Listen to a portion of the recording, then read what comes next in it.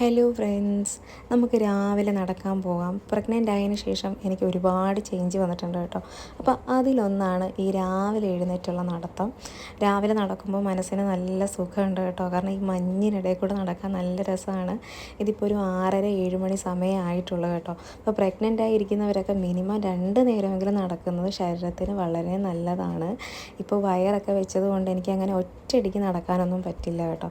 കുറച്ച് നേരം നിന്നിട്ടൊക്കെയാണ് നടക്കുന്നത്. ചെറിയ കിതപ്പും കാര്യങ്ങളൊക്കെ വന്നു തുടങ്ങിയിട്ടുണ്ട്.